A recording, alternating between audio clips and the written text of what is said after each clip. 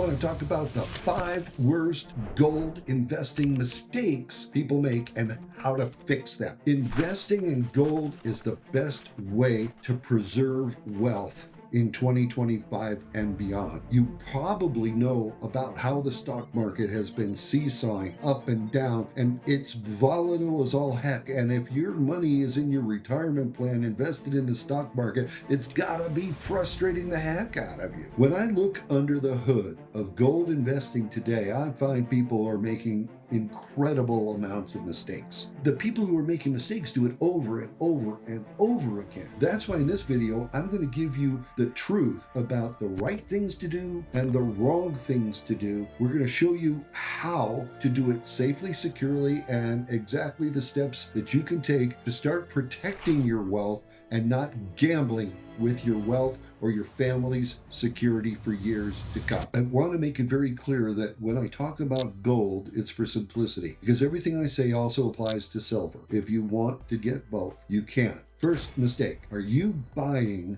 gold at high commissions and high prices from coin shop, pawn shop, gold dealers, even the internet? That's a mistake. And the reason it's a mistake is because the commissions are way too high. Gold prices are based on spot, which is based on the future stock market. It fluctuates 24 hours a day, except for weekends, okay? Because the stock market's not open on the weekends. But what happens is people get stuck with the hype and they might want it no matter what it costs, and they ignore the spot price. But dealers, coin shops, all of these other places, they will take the spot and mark it up a certain percentage, anywhere from 5 to 10%. And then on top of the 5%, they charge you a fee for their service. That could be any amount. It might be a flat $25 per 1,000, or it could just be 150. Buy whatever you want. So it just depends on the size of your purchase. But the mistake that people make is just paying it.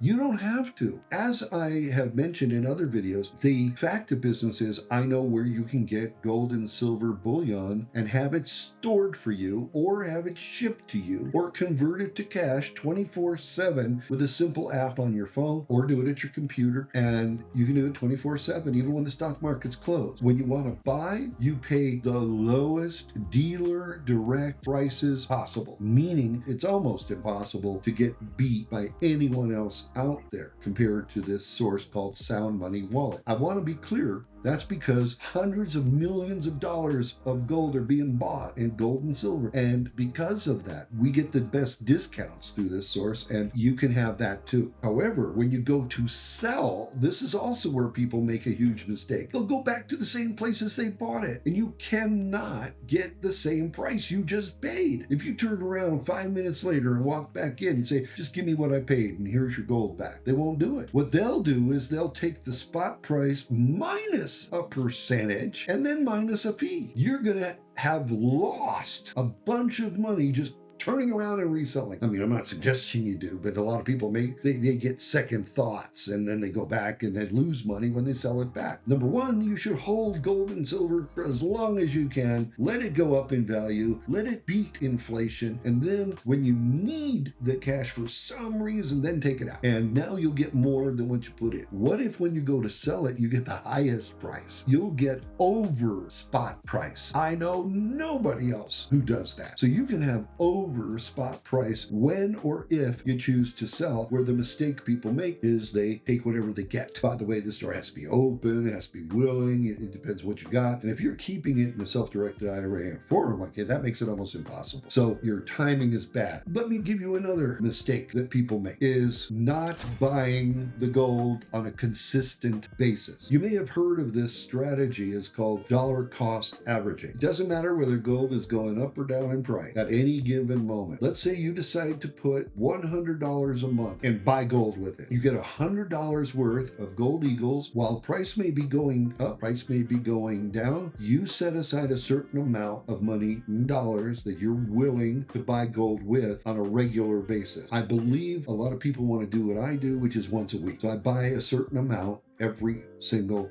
week. Whether the price is up, the price is down, the price is sideways, it doesn't matter, because it's the $100 that doesn't change if I'm doing $100 a week. What if I'm doing $10 a week? That doesn't change. It's 10, 10, 10, 10 until I want to change it. Maybe you don't have the ability because you get paid every 2 weeks. So maybe you buy X dollars. Let's just say it's $100 worth of gold every 2 weeks. What if you get paid once a month? Buy it once a month, but do it religiously. And by doing that, you will accumulate instead of waste. You see, how many times will you throw away $100 a month? It might be entertainment. Taking a family of 4 to a movie, you're out $100. Go to a baseball game, go to a concert. If you just didn't do that, think how much more money you could put away into gold. And when it goes up, you can buy a lot more concerts down the road. Get yourself some discipline. And when you are disciplined, that's when you get a savings plan. The mistake people make is they don't know when to start, and they don't know how much, and they think they can't afford anything. If all you did was put away $1 a week, then you could do it. I'm going to put a chart up here for you, and this chart is going to show you what putting away $100 a month would turn into if you just kept it as cash in the bank, and if you were to buy gold instead, or you were to buy silver instead. How much would you have 5 years down the road? Take a look at this chart, and it speaks for itself. The next thing that people do wrong is storage and security risks. And the mistake they make is thinking that it's insecure to hold it at your house. Well, there are plenty of safes you could buy for that, but it's expensive, and you have to put in where people just can't lift the safe up and take it away. A lot of people don't want that kind of thing. So you need a private storage vault. There's a difference. A private storage vault does not report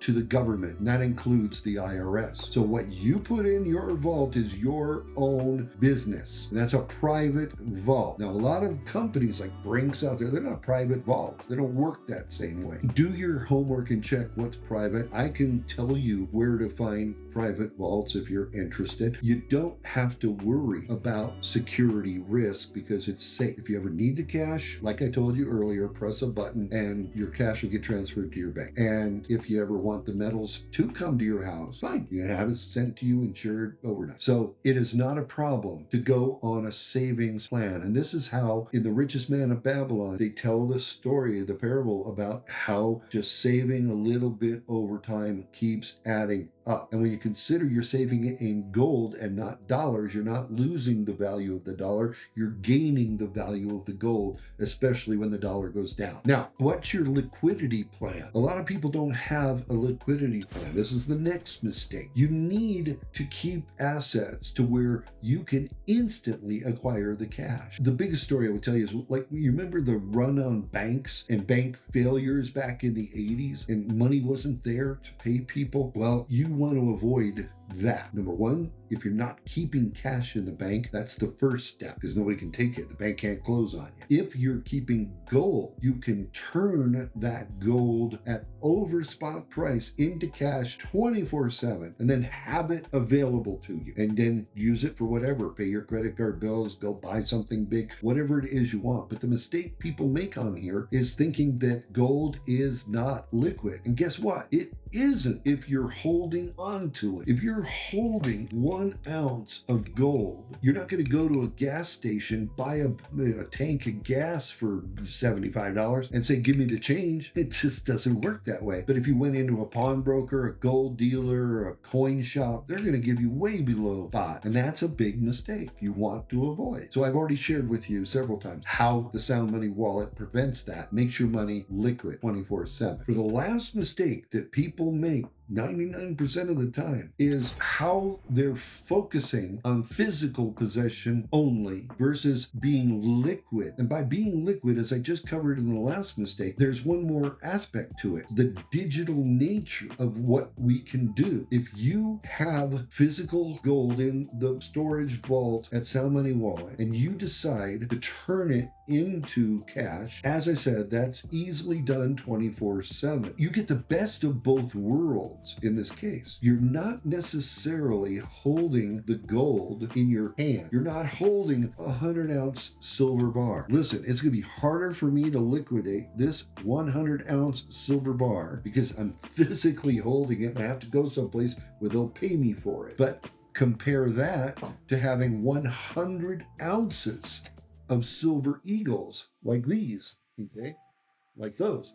If you have 100 of those in the vault and press a button, they'll instantly be sold over spot price and give it with no fees and given to you to put in your bank. So you have it physically stored, but you can turn it liquid. This means you're not keeping it as cash. And 99% of people never heard of this, don't know it, but now you do. So those are the 5 worst gold investing mistakes and how to fix them. Now that I've covered them, you can go out, look at your own metals portfolio if you have one, or if you want to begin one. If you have one, you can fix all of the mistakes that I pointed out in this video and be on your way to having a secure financial future, right?